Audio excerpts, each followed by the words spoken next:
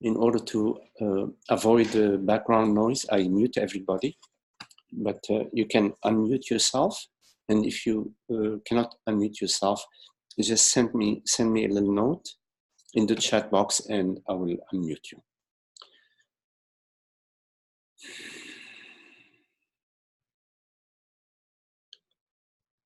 So if you can just take a few minutes to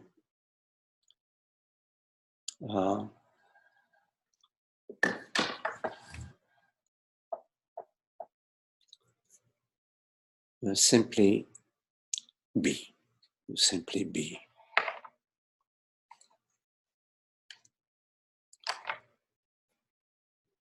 Meaning to turn our attention to the inner tranquility. Turning our attention to the peace of being, the spaciousness of awareness. To sink into whatever feelings, whatever sensations are rising in the body. So you turn your attention to the body, the breath,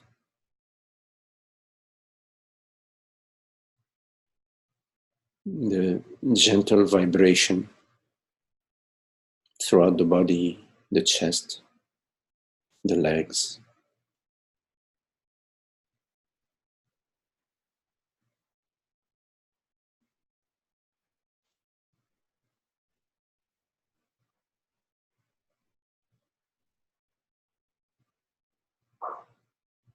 Giving every sensation all the space that it needs.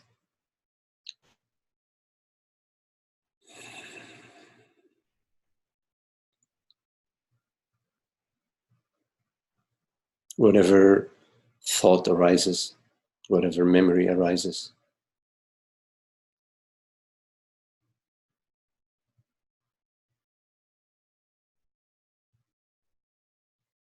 to welcome it. Welcoming is our natural way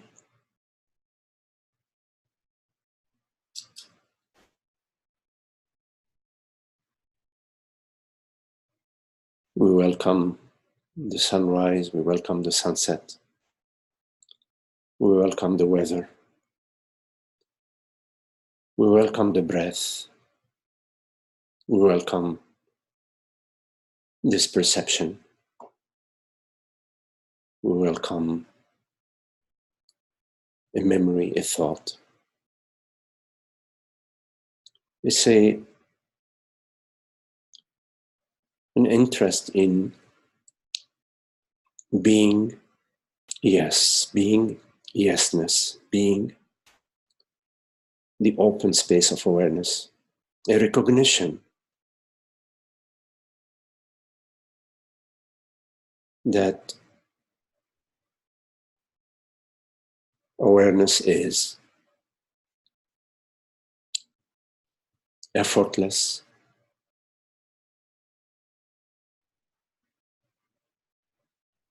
it has no issue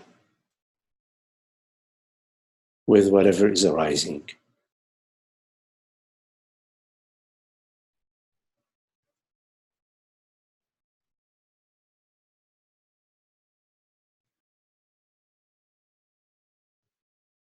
Awareness is love.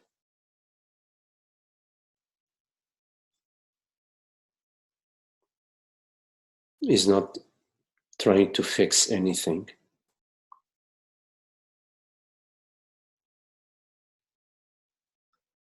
Is not living in the past, nor is it living in the future.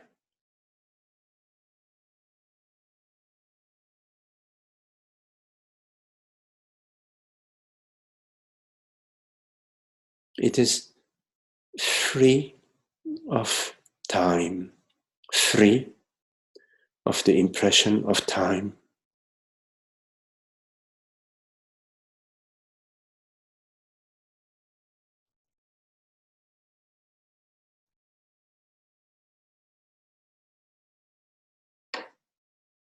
And it embraces everything.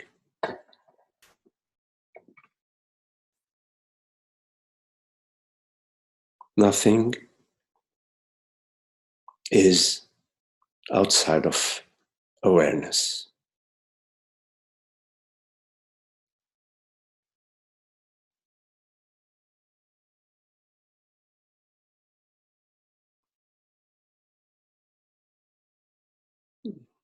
The peace of being that belongs to no one. There is no owner.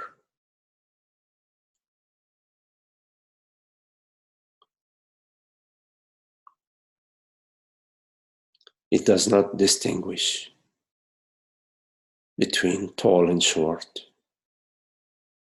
right and left. It loves everything and everyone equally.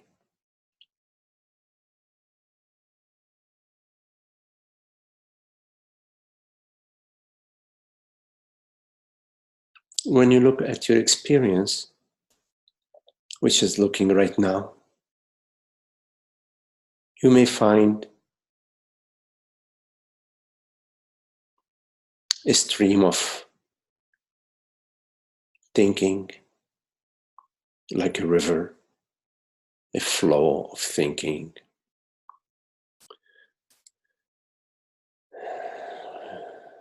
a flow of feeling, a flow of perception.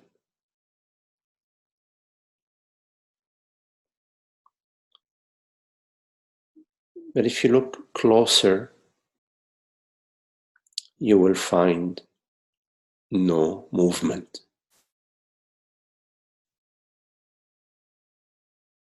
Nothing is happening. Just this transparent, aware presence.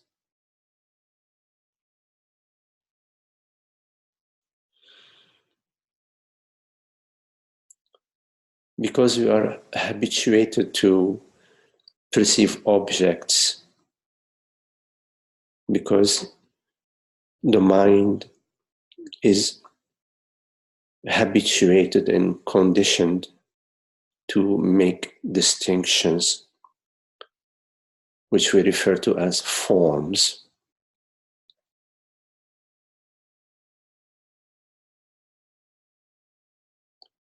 Because that is what the mind is. A world of labeling and distinguishing, which has its place.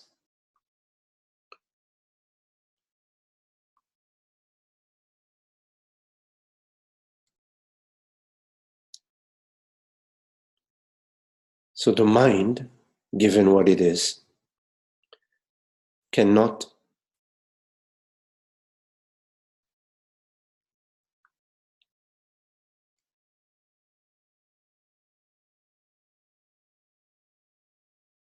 know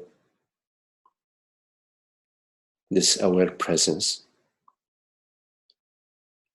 that knows it.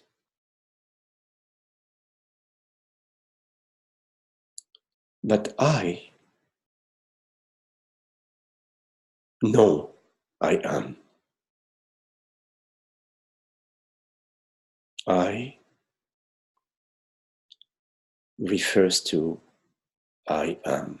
I amness. I am presence.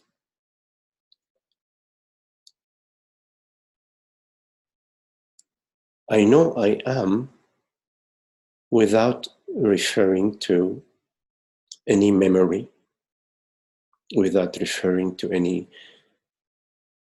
image, without referring to the village where this body was born. I know I am without referring to my bank account, without referring to what happened this morning during breakfast. I know I am, irrespective of anything, of any thought, of any perceptions, of any sensations.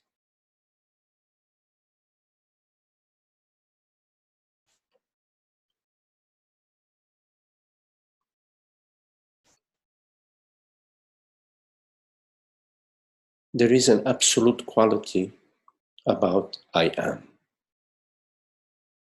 Meaning, whenever you look at am I, you will find, yes, I am.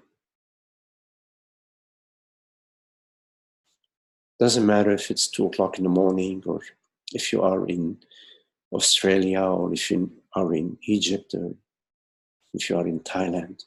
Wherever you are, no matter what time or space you are receiving, the I am is right there. The I am, whenever you ponder it, whenever you look at it, is right there. It is I that knows I. I know I am. I know I am. We are all knowing of I am. And this knowingness is an equal knowingness. It does not refer to I am a man, or I am a woman, or I am tall, or I am short. It's just strictly I am. The I that has no attribute. In Sanskrit, this I am, which we refer to as presence, is referred to as Sat.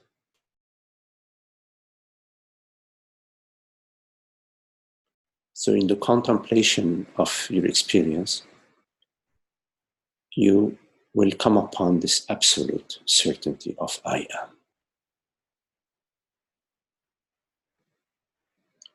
And when you ask yourself, am I aware, or am I knowing? You will find that, yes, this I am is aware. I am aware. Take a minute right now and ask yourself the question, am I aware? You will find an indisputable answer that comes from within you. Yes, I am aware. I am aware, and I know that I am aware. In other words, I am aware that I am aware.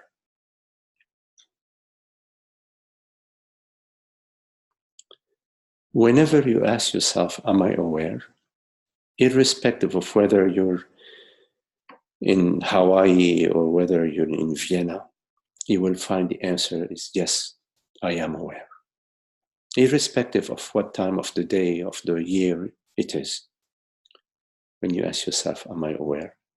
The answer will come to you, yes, I am aware. There is an absolute quality to I am aware. And I'm aware that I'm aware. This second aspect of our absolute understanding, which is I am aware, is referred to as, in Sanskrit, as chit. In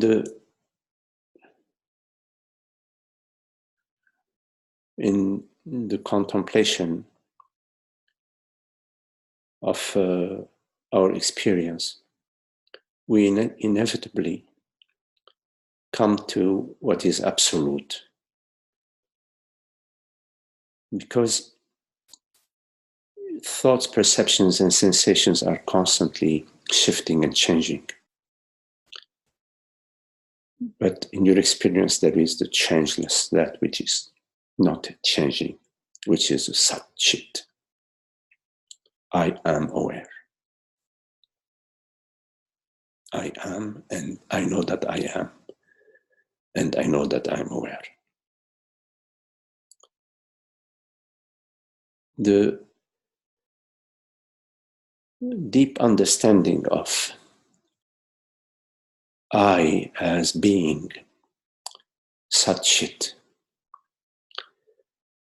dissolves the mistaken belief that I am immortal body mind. It may take some time, and it may take quite a bit of application for the old impression of I am immortal body mind, I'm a person, to dissolve. It may take quite a few iterations, quite a few situations where you are living it. Living it meaning living the I am aware presence for the impression of separation, the impression of being a mortal body mind, being a person, to dissolve. And upon it is the solution, you will experience the bliss of the self, which is Ananda. Satchit Ananda is the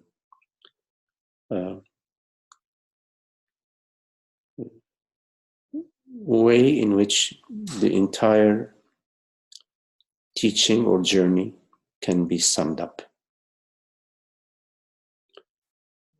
It's an expression of the truth of the realized awakened mind, Satchitananda. I'm addressing this because you had asked me, Joe, during a previous question to speak a little bit about Satchitananda. Maybe during this meeting, if there are questions about it, we can go into it, because it's a core understanding.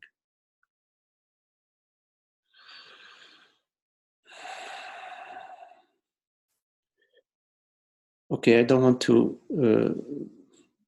talk much more on my own. I'd rather take whatever questions, comments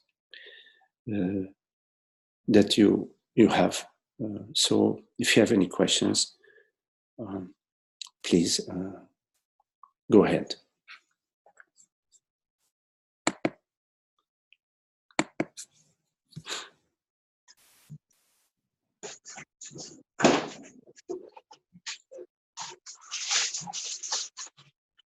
Hi, Magdi. It's Holly. Yes. Hello, Holly. Hello. Yes, Holly. So I have a question. I have to preface it with one or two things here. Okay. I met somebody this weekend who has an interest in spirituality, but that person's primary path is psychedelic drugs. Mm-hmm. I have another friend who is interested in spirituality, but feels if she can't ordain that she can't really bring spirituality into her life. And I also know that 10 years ago that I felt that I had to work very hard at my spirituality, and that's what I needed to do in order to make progress. Mm-hmm. So in all three cases, I feel like both with myself and the people I'm describing, that being that for sure this is the right thing to do, for sure this is correct, this is the right way to pursue my spirituality. But in all three cases, I feel now that there are some erroneous assumptions that are at play in those situations. So I guess my question is, how do I know I'm right now? You know, how do I know I'm not just once again kind of in a mind state that feels like I'm Yes. correct? Yes. Holly, it's very simple. If your your journey, whatever you're engaged in your life, in your spiritual contemplations, in your daily activities, in your life activities, in your relationship. If it's making you happier and happier, you're moving in the right direction. In terms of the being in the with the teaching, if the teaching is bringing to you more and more clarity, more and more peace, more and more love, you find yourself drawn more and more towards the teaching, towards the contemplation, towards the meditation, and it's making you happy, or it's leading you towards happiness, it's a good direction. You are on the right path. If it is leading you into a feeling state that feels good for a certain time, and then something shifts, and then it sort of goes on a spin, and then you have to sort of struggle. And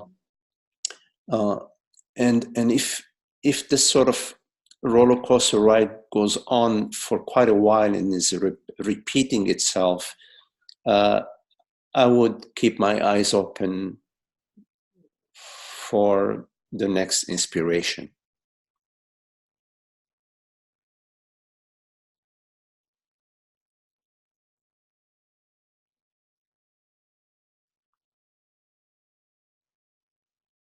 Because this teaching and all of our life is about happiness. Yes? Yeah. It's not so much about having great relationship or having great successful career, or about having great children or having great body. It's about happiness. We all know happiness in everything we do. We are moving towards happiness. We're looking for happiness. And of course, we all know that we've all gone down the wrong path towards happiness, where we're trying to find happiness in relationships, or happiness in situations, or happiness in objects, or happiness in experiences, or happiness in certain drugs, or foods, or sex, or whatever, and sooner or later we come to realize more and more the path that don't work, and the path that takes you more and more towards happiness, more and more towards peace, where your love is, you feel it's deepening, is the right path.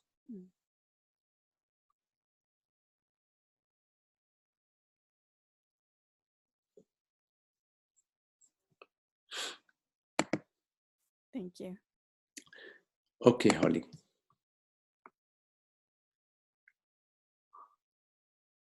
So follow your inner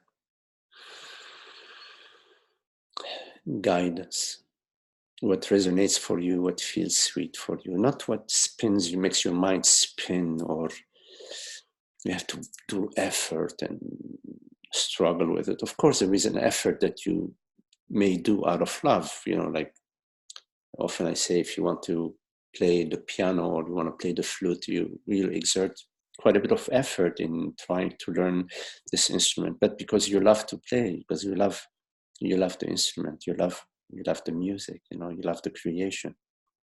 So but an effort that is arising not out of a love, but out of a sense of incompleteness, or sense of fear, or sense of if I don't do that, what's going to happen to me? There are a lot of teachings that I've heard of that they sort of, there is a sense of threat in them. If you don't do this practice, you're going to go to hell, or you will not attain nirvana in this lifetime, or you will not attain nirvana in your next lifetime. Sort of using fear, So yeah, it is about love and happiness. And when you are in tune with love and happiness, it will come to you. because your interest is pure. It's not about a situation or a substance, or it's not mediated by something. You just want God's love. That's it. You want love of truth. You want to celebrate that love. And so there is a purity in your love.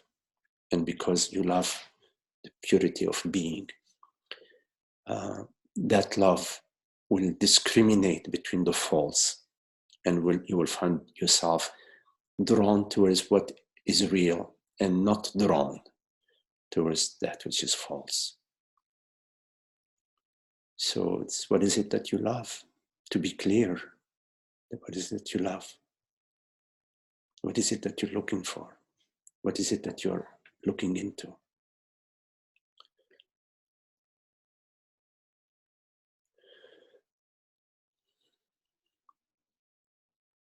So to be looking into truth, to be looking into causeless happiness, to be looking into that which does not come and go, that which is eternal, which is absolute, which is infinite, into that which is real.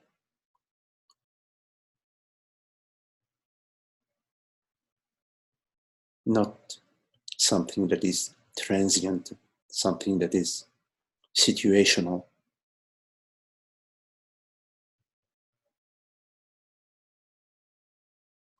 There's a difference between pleasure and happiness.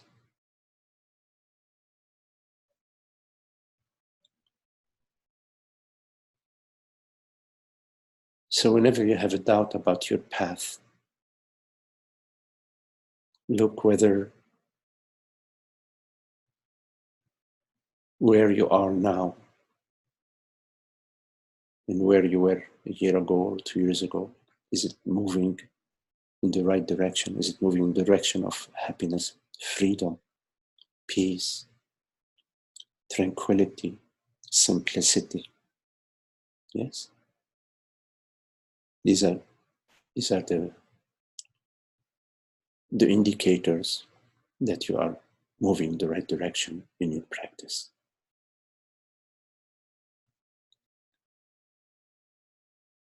Are you able to, situations of fear or anxiety that used to take you on a spin a year ago, they may still arise, but are they easier to trod right now? Maybe they don't take you on the same spin, or maybe even they don't take you on a spin at all. Situation that used to afflict you a year ago, a couple years ago, now.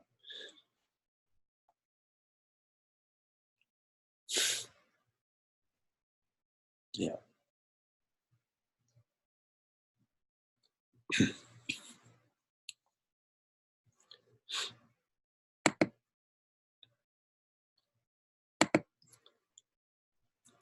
So any question?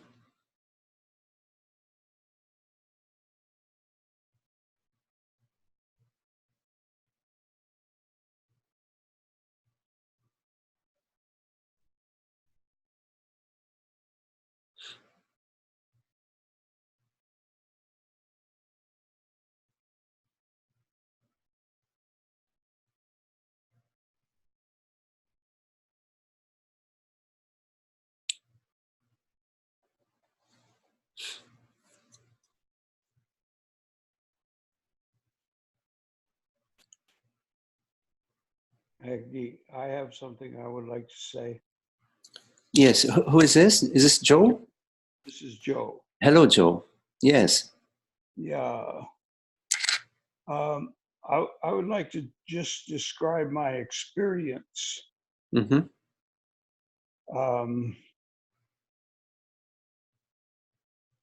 I have the strongest sense of presence when I'm sitting still and silent, doing my daily meditation in the morning. And what I find is that I'm almost always in some kind of daydream, what I call daydream, lost in thought. And When? then, You mean during the day or?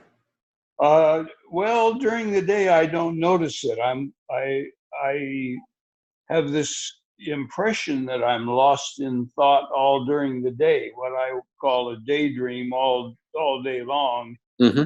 And occasionally I'm interrupted with a sense of presence, unasked for, it just dawns on me. Mm-hmm.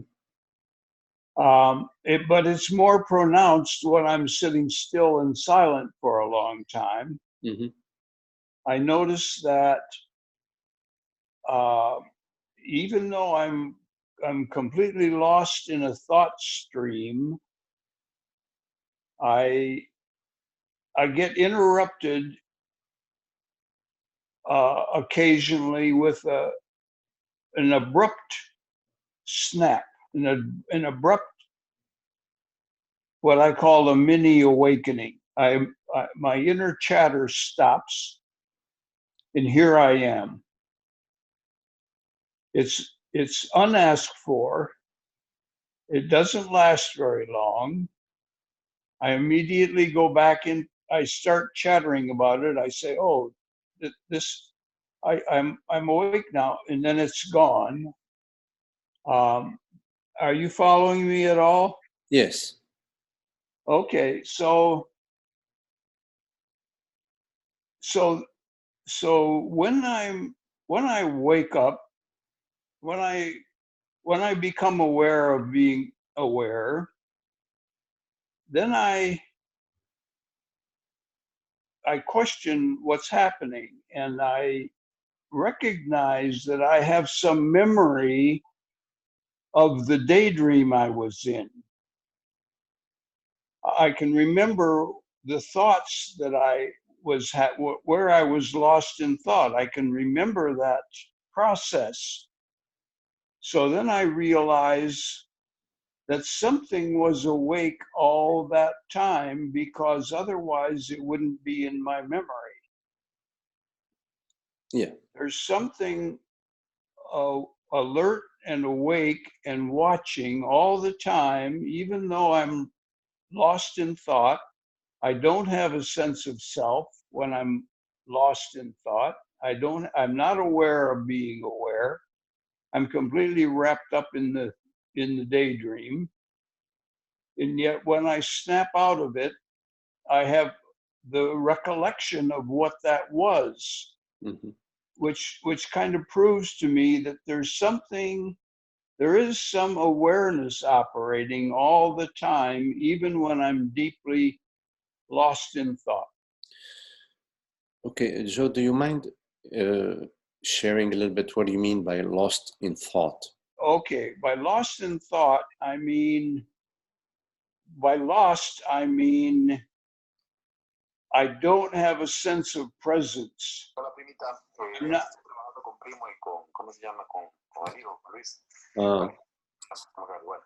Let's see.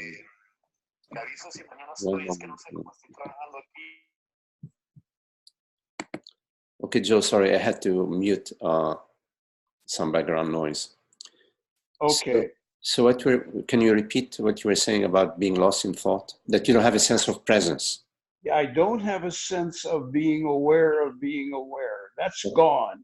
That disappears when I go into daydream. Mm-hmm. When I start ruminating and thinking about this and that, following some thought stream automatically happening, I don't have any freedom of choice when I'm lost in thought. When I'm in a daydream, I don't have any freedom of will, any freedom of choice. It dawns on me later. Mm-hmm. Mm-hmm. But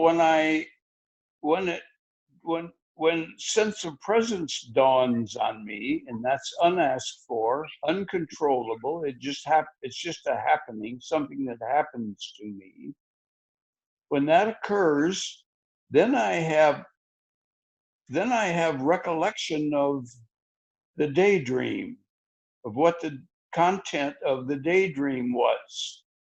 So how could that be possible for me to be lost in thought and still have a recollection in memory of what the daydream was? Well, I mean, when there is thought, there has to be awareness of thought, right? I mean, the thought doesn't float around in space. It arises in awareness. So there is awareness of thought, and memory is also awareness of a certain thought that relates to time. In other words, there is memory, for example, of breakfast.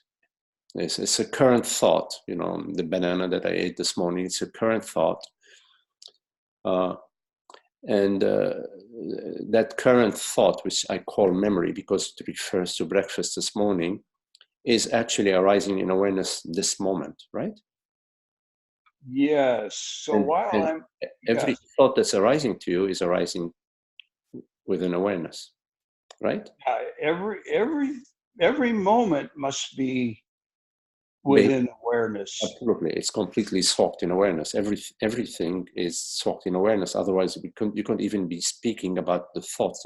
You couldn't be even speaking about daydreaming if there wasn't awareness of daydreaming. Yes. Okay. So it's there may be a subtle judgment. I'm not saying that there is. I'm just proposing that there may be a subtle judgment. And the judgment being, gee, I should be aware. I should be present. The sense of presence. I remember the sense of presence. I had it 2 times yesterday. Where is it now? So that's also a thought, right? Yes. That's also a thought arising in awareness, right?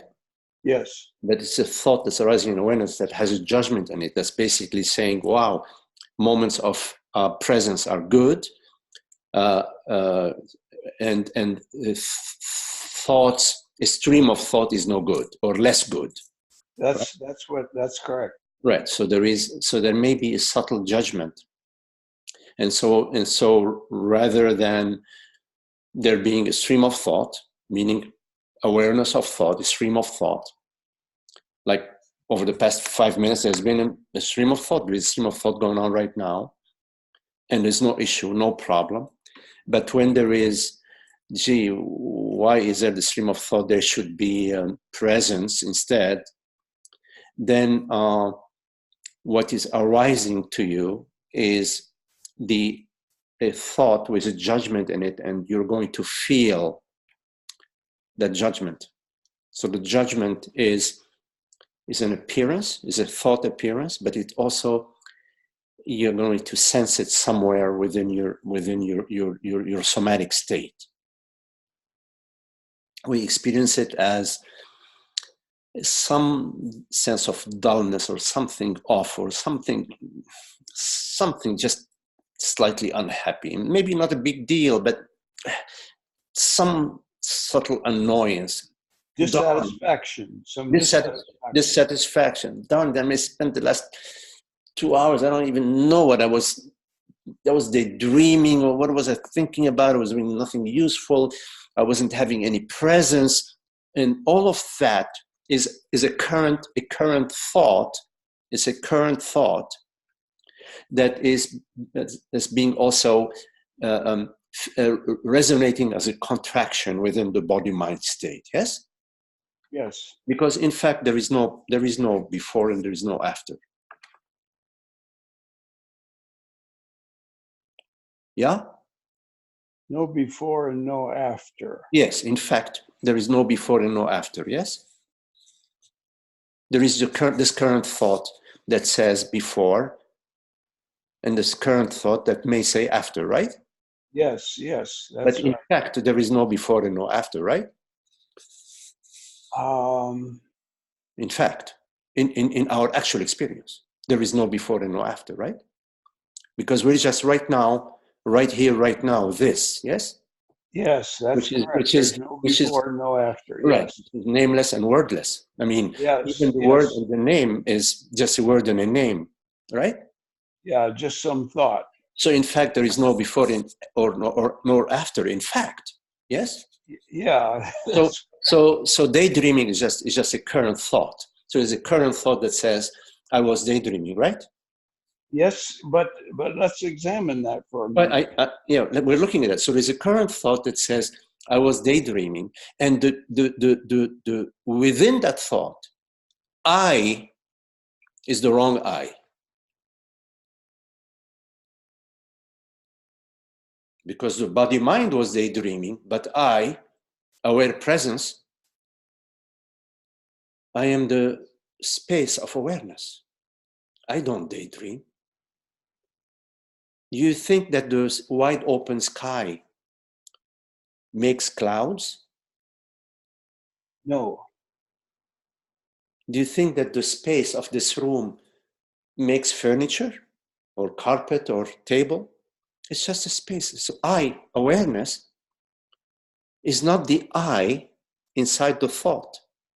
Inside the thought, there is I, meaning Joe, I Magdi, I whatever. I'm daydreaming. So there's a current thought arising.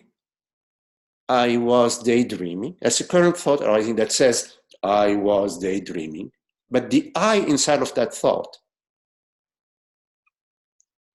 is not I, is not the real I. It's some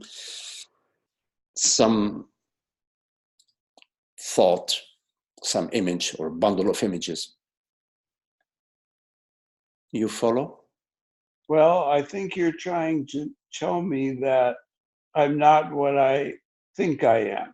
I mean, absolutely, you're not what you think you are. Because what you think you are is just thoughts arising. Thought says, I am this, I am whatever. But you are not inside the thought. You are that which perceives the thought. Yeah, okay. And that which perceives the thought is not inside the thought. The thought does not know that which perceives it. Yes, okay, I can follow that. Yeah. That which perceives knows the thought. But the thought does not know that which perceives it. Yeah. The So thought can't think. Right, the thought cannot perceive. So the I that is inside the thought says, oh, Joe, you were really lazy today. This thought is referring to an I that it's making you believe, it's making you believe that it knows you. Yeah. It's a trickster. Most of our thoughts are tricksters. Yeah, we can't believe our thoughts. and we just go for the ride, you know. Yeah. And then we cry, oh my God, oh, is this what's happening to me, you know? Yeah, it's all about what am I, you know, what is the I? Yeah. The I that's changing is not I. Body changes, thought changes, sensation change, memories change, whatever. Perceptions change, sensations change, the shape of the body changes, etc. But I, Sat in Satchitananda, is absolute. Yes, so you need to contemplate I and not whatever thought says I is. You see, the absoluteness of I is that which, the reality which perceives right now. It has no name. See, right now you're perceiving this perception, but there is no name to that which perceives right now. That's what's so beautiful. It's completely free. Mm-hmm. You see, it's magical. It's the wonder of being. You see. Now, I'm not denying the function of the body. See, I'm not being like a nihilist about the body. The body has a function that allows to distinguish between colors and shapes and so on. Like a prism. When the white light hits the prism has a function. It diffracts the light into infinite colors. Yes, the white light into infinite colors. I am not demeaning the prism. You see, so the body has a function, but the light of being is not the body. The white light is not the prism. It's a metaphor. Yes, metaphor. So be really watchful, Joe, in your contemplation, in your, what is the I? So there is a what you call daydreaming. First, don't call it daydreaming, because there is no day. There is just this, the eternity of awareness. Yes? Yeah, okay. We can use the term day when we are making an appointment. I say, okay, Joe, I see you on Sunday, at 4 o'clock. I'm not arguing with that. I am talking about psychology. I'm talking about our belief systems and how easily we slip into time and space, you see? Your experience is not in time and space. Time and space appears to you as thought. Time appears to you as thought and images. Yes. Think about it, yeah? Look at that. And space appears to you as perception. Perception, yeah? Yeah. Yeah. But Yeah. you do not appear. Yeah. The I, awareness, it does not appear. It's absolute. What appears is relative. The absolute does not appear. See, mind appears, relative. Absolute is I. So as often as you can, return to I. Don't seek the experience of presence, Joe. Don't be an experience junkie. Yeah, okay, A that's what collector, I've been. not a collector of experiences, no. Because that will keep you in the sense of separation. Oh, look how many experiences I had yesterday, or I hope I have many more today. Yeah. No, it's not like that. Because you don't exist in time. You are the freedom of being, the awareness. So keep returning to awareness, presence, without turning it into an experience, what it feels like. No, just remind yourself, what is I? What is I? What am I truly? What am I truly? In this moment. It's always in this moment, Joe. It's not what I remember or what was my experience yesterday. What is my reality in this moment? Awareness, presence. Forget about what it feels like, what it, don't. Later on, it will sort of settle in your being as peace. But if you are seeking the peace, you are separating yourself from it. Yeah. Okay, Joe? Okay, thank you very much. Okay. Thank you very much for your question. Yeah. Hello, Maria. I see your question, or let me see. Hi, Magdi. When I am with my sister, there are a lot of uncomfortable feelings. Oh, I have the same thing with my brothers. And all I want is to run away from her. Wow. Okay. So I don't know, maybe you should not get together that often. There are should thoughts. I should stay with these uncomfortable feelings. I should analyze and reflect on the whys. But what I want is simply to not be in her presence. Can you give me some insight? So, Maria,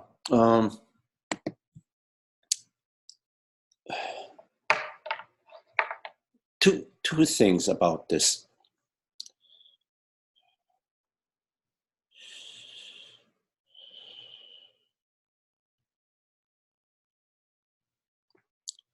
So, from your conditioning.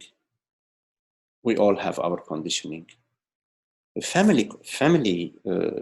family type of conditioning is a powerful one for many of us. Within our family relationships and many other relationships, but just sticking with the family relationships for now, the sense of separation is prevalent. You are relating with members of your family, in this case your sister, and there is a whole bunch of images and memories and past memories and relationships that are at play, maybe below the radar or maybe not so much below the radar.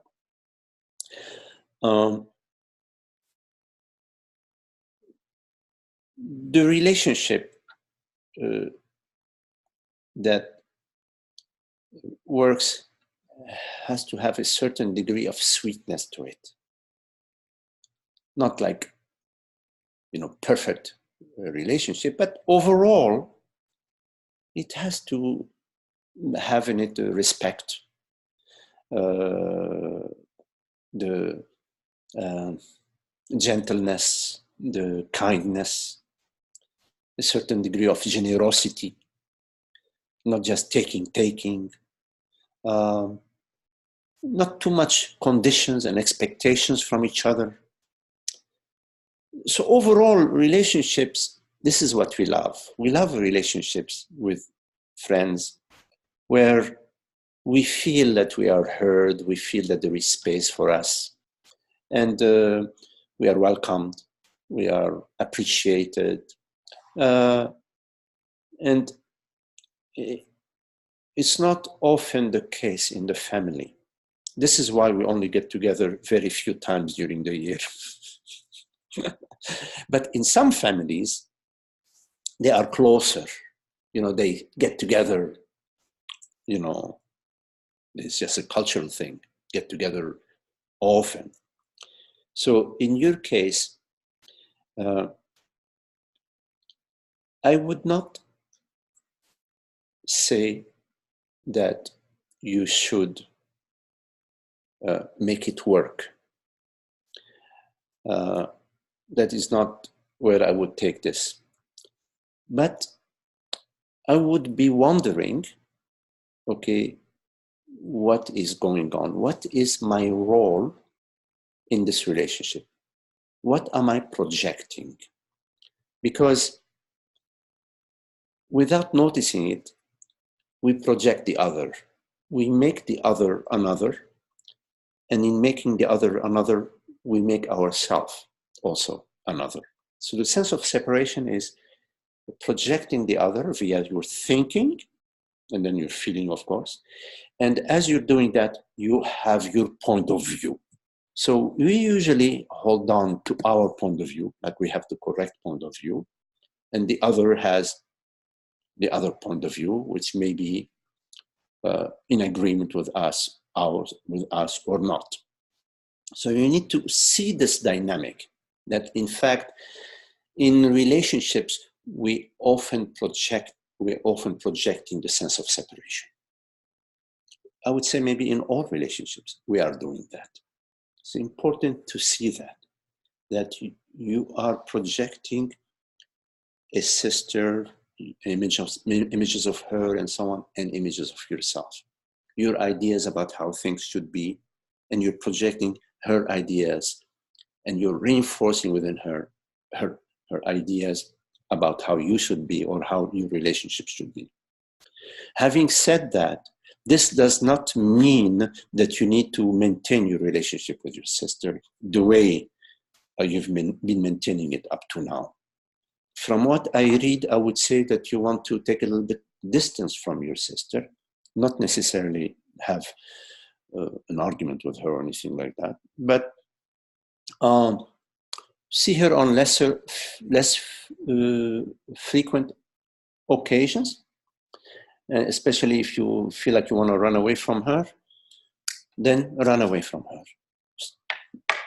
Stay with the people that you enjoy, relate with the people that you enjoy, and don't forget that your business in this life is not about making a good relationship with your sister or your mother or your husband or your father. It's not about that. Your business in this manifest realm is to free yourself from the sense of separation. Freeing yourself from the sense of separation is beneficial for everybody. It's not just beneficial for you, it is beneficial for everybody. That's your business, and you need to remain focused on the important business at hand. Don't forget that whatever you postpone, if you postpone, you sooner or later will have to tackle it. If you're postponing freeing yourself from the sense of separation, you are not solving it. It's just going to, sooner or later, you have to face it. Maria, you're right. My business is not to make good relationship. My business is to free myself from the sense of separation. Yes, yes, yes. You cannot do the work for others. You cannot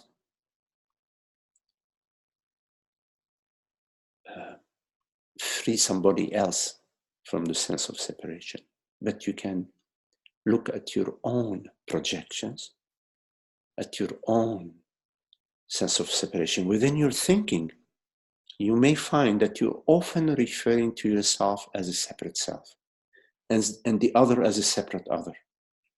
Right there is a sense of separation. And because you're thinking it, you're going to also live it.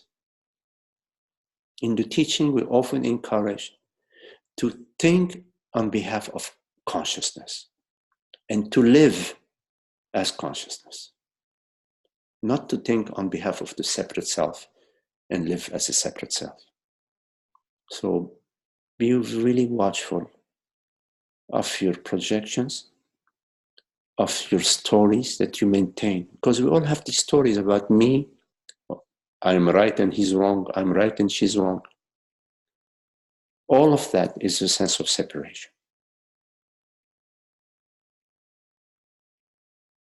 And what you are is not in that realm, is not in the realm of thinking. Separation is illusion, it's not real. It's made out of thinking and feeling. But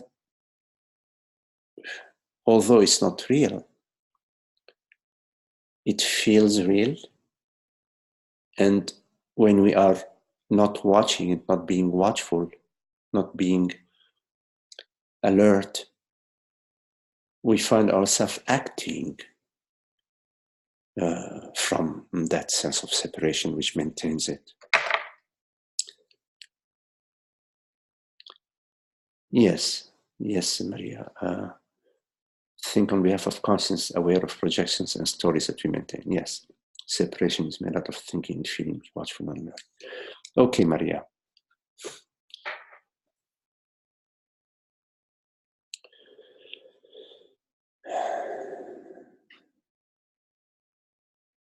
And there is no peace and happiness in that spin. You know, in the families, there are a lot of spins. Stuff we keep bringing the past, which doesn't exist, but we maintain it. We keep bringing it back. And that's how we maintain me and you, me and her, which is all illusion, because the reality is not, it does not exist in time. I am not an object in time and space. Whenever you overlook that, then you experience that you are something or somebody in time and space. And so you experience the sense of mortality, the sense of lack, the emotions of fear and worry and concern, that there is something coming at you, there's something at stake. But our true nature is not something in time and space. It's not an object. You are not what you think you are. Your sister is not what you think she is. It's all a projection. You project your sister. You make a sister. It's a story of me and my sister. And then it spins and spins, chapter after chapter after chapter. The book becomes 200 pages, 300 pages, 500 pages. But it's just a story. Return to truth. Return to that which is real.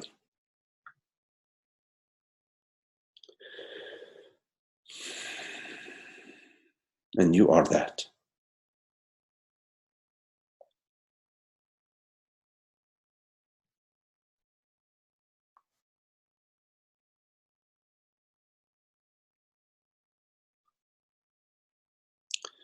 Any questions?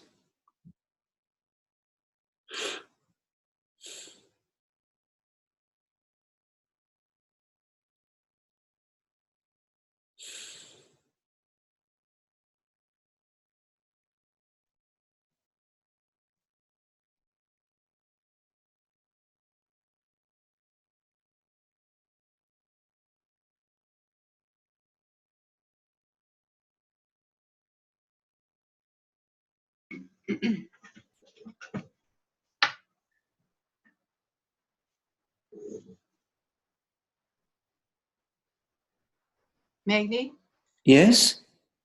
can you talk more about my business being to free myself from separation in moments like that, like she was describing, Mm-hmm. when it just feels real uncomfortable to be with another person? Yes.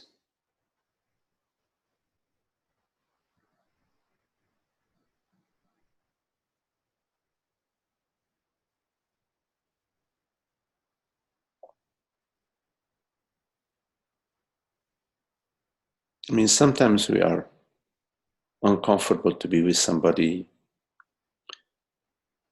It's because their sense of personal self is really powerful.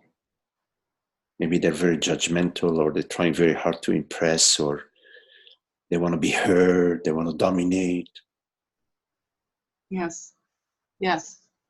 Sometimes that's what happens. I mean, that's who we are with. And it's important to realize that they're crying for help. So, of course, we can meet them as somebody who's so irritating, and then I'm irritated, and why are you irritating me? And you should not try so hard to impress, and you should be like this and you should be like that. Or, oh my God, you hurt my feelings. You know, I thought you're my friend. I thought you're more. You hurt my feelings. And we could, of course, interact like that. And when we interact,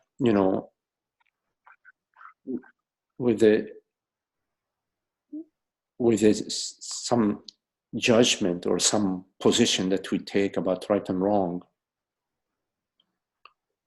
we are not recognizing the cry for help, the cry for love. What if I see that and I just feel so helpless? There's nothing that will make that person feel better or feel loved. It's very, very. There's not enough attention. Yeah, well, seeing that is already very, very good. Seeing that, okay, this is really a hurting person. It's a cry for help. Hurting person means it is the sense of separation. The sense of separation that is painful. And when I cannot hold on to the pain of separation, I project it out. You know, maybe I want to get the attention, or I want to judge, or I project it out, I act it out. So it's a sense of separation. And you perceive that, and of course you say you cannot help, but what I invite you to contemplate is that it's not real.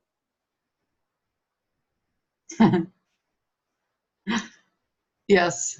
So the power that it seemingly have is a seeming power. It's not the real power. Separation is not real. And of course, on the practical level, you do what you can. You may say, well, very nice. Okay, you finish your cup of tea. Listen, we'll see you next week. We'll see you next month, or we'll see you next year. Or don't call me, I'll call you. Whatever. That's okay. You don't need. You're not. How do you say? You're not trying to save the world. Trying to save this sense of separation from the universe. You're trying to save it from within yourself. And yourself is the entire realm. There is no separate self. You see. Even freeing yourself from the sense of separation. That very illusion, that very process is in itself an illusion. Because separation is not real. And yet, we do believe that she is no good and I'm good, or she is better than me, or whatever. We do entertain the thoughts. We do feel irritated. We feel irritated. Why? There has to be somewhere within us some degree, even a faint degree of blockage of the love. There has to be some degree of love. Does not mean to be subject to some brutal behavior or improper behavior, or somebody who just keeps nagging, and people that just drive you crazy. You cannot stop. Their sense of separation is too powerful. They can't stop the stream. But at the same time, you contemplate. You can take your distance, but also you contemplate. What is there any aspect right here that is separating myself? How am I separating myself?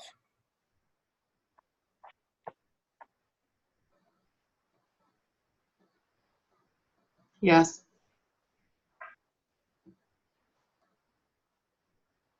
You see, there are no formulas. It's alive. It's not like you can take a formula and apply it. It is how you are living it right now. Because whatever this person did yesterday and the day before or a week ago, you don't know what it is right now, what it is to say hello right now. We have a tendency to be cumulative. We accumulate images and memories and points of views. You see. And so when you accumulate, you are not open or empty or available, you see. So it's really important to not carry the past, to free the past, the impression of past. In fact, there is no past, the illusion of past. To free the illusion. You free the illusion by understanding that there is actually no past. And there is actually no future. There's just the eternity of being, the eternity of being presence. And in relationship, it is always Whatever is appearing to you is appearing to you in the eternity of being. So at the moment the memory arises, you free it, you forgive it, you release it, the memory of the past. And then you are freshly available, fresh to see and hear. And you may again realize, oh, it's the same, it's a repeat performance. But you don't know ahead of time. Because forgiveness, that type of forgiveness which comes with the recognition of the illusion of separation, is very, very powerful and magical. It's transformative. And this is how you atone the sense of separation within yourself, within the entire realm, because I am the entire realm. There isn't an actual separate self, the separate me. It's just a bundle of thoughts and images are separating themselves from the wholeness, from the totality, via false thinking, via thinking that there is a possibility of separating something out of something else, and separating the good from the bad.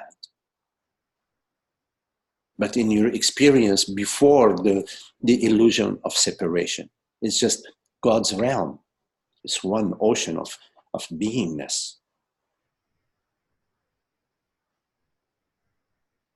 So we have to be alert to the tendency to experience ourselves in time and separate the good and the bad, which is pure mentation, the illusion.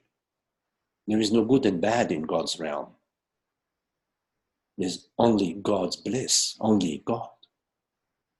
It's a human mind that separates itself in the judgment. In the judgment is because it cannot stand the sense of separation. So it puts it out. It says, you're good, you're bad. Because it cannot stand it here. It cannot stand the sense of separation within oneself. So you have to look at the sense of separation within yourself and see the illusion of it, the unreality of it. And you see the unreality of it by noticing the tendencies within yourself to run away, to blame, to conceptualize, to accuse, to use substances to bury under the rug. But there is no rug. There is nothing, and there is no rug, and there is nothing to bury. It's all memory and stories.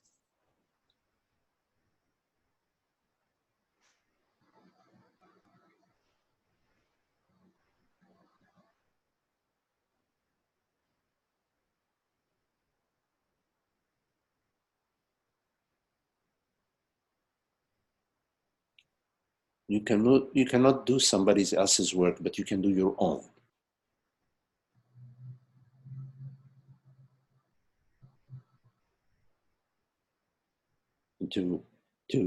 Not to give the sense of separation a false power. It has no power. It has the power that you give it. And you give it power because you believe in past and future. You believe in past and future, and you believe in good and bad. Good and bad relate to the sense of separation, the judgments.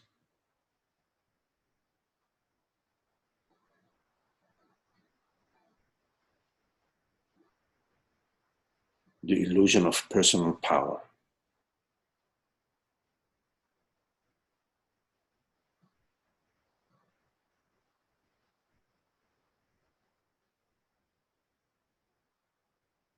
Magdi, can I speak? Yeah, yes, is this Joe? Yes, this is Joe. Yes, Joe. What you are saying right now reminds me of something, a quotation I read by Longshen Pa.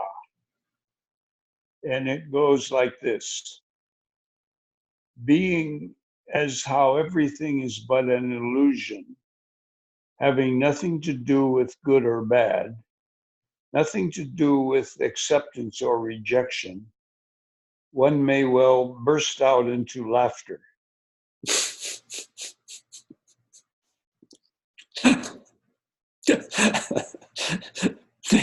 Thank you for the sharing.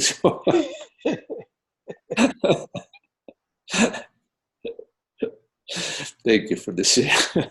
Yes, thank you.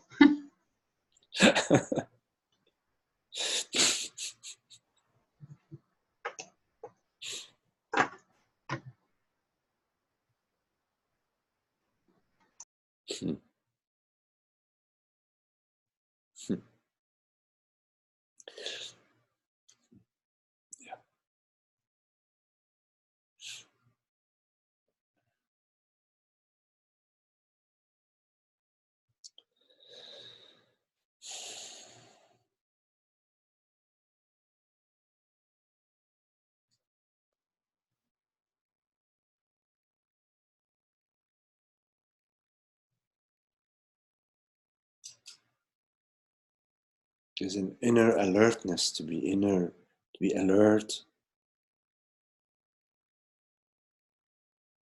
because you are the temple. Everything that's occurring in the temple is occurring within you. You are the temple.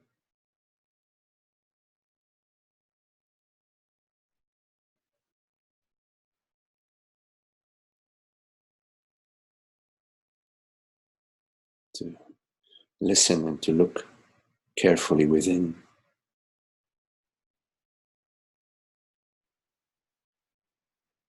Separating this from that.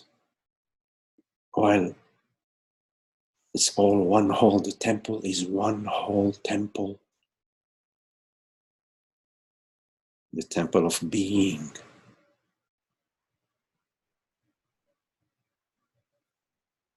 There's no separation within the temple of being.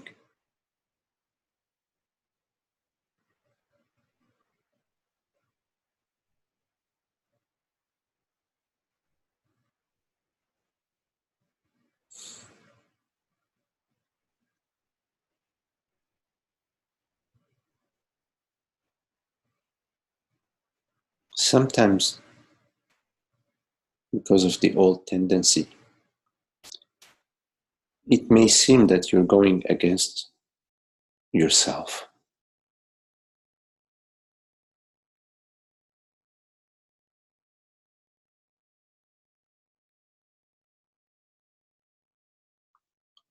But when you're coming from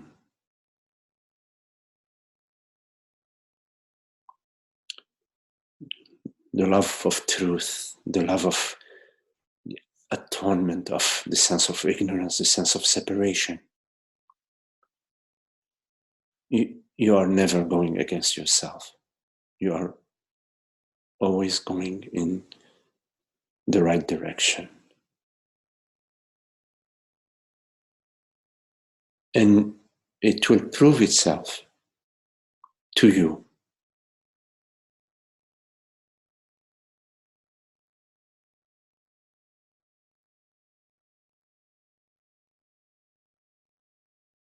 That's the path of peace.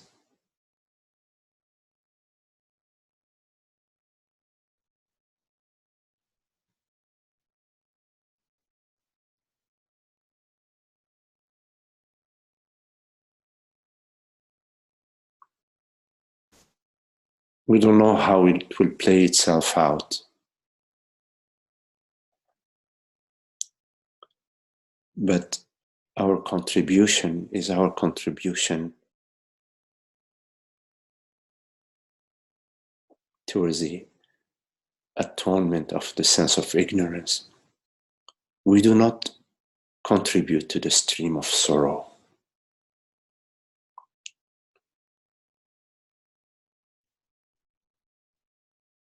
We forgive the past.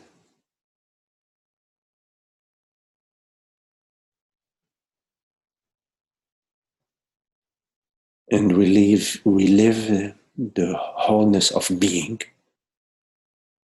which is not in time and space. It is love eternal.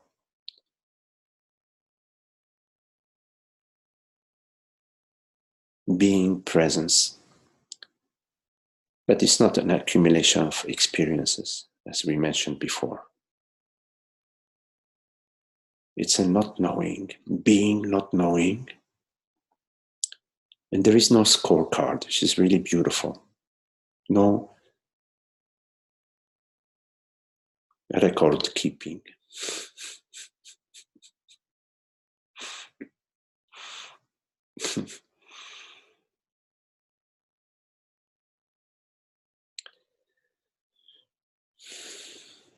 Any questions?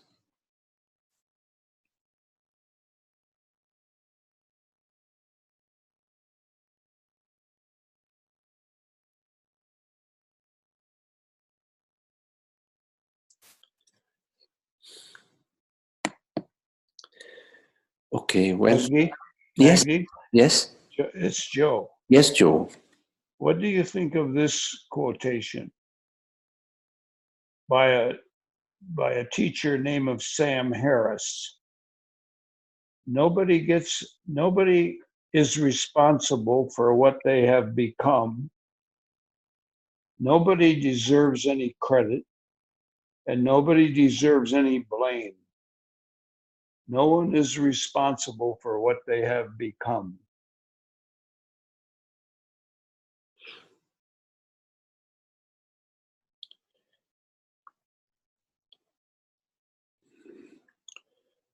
So what I'm going to say is generic to Mr. Harris's quote. It just has nothing, it's not speaking to his wisdom or his clarity or his sharing or his love. It's just a side note, okay? Yeah.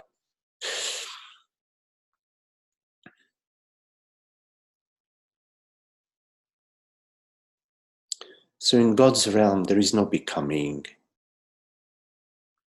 the illusion of becoming is forgiven, is released into God's being, universal being, one being.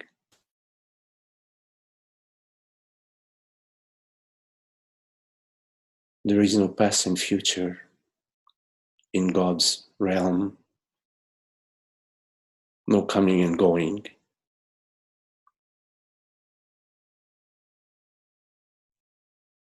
Just the recognition. And in this recognition, there is no becoming. It is forgiven. Well, thank you all. Very lovely to be with you. Thank you, Joe, for your beautiful quote from Longchenpa, and Zoe and Kelly. Thank you, Magdi. Thank you. Thank you. Very good to see you. And Antonella and Catalina. Hola, Catalina, ¿cómo está? Esther. Lovely to see you, Esther. And Francis and Holly and Maria, Omar. Very lovely. And Isaac. Love you all. Thank you. Thank you. Love you, Magdi. Thank you. Love you too. Okay.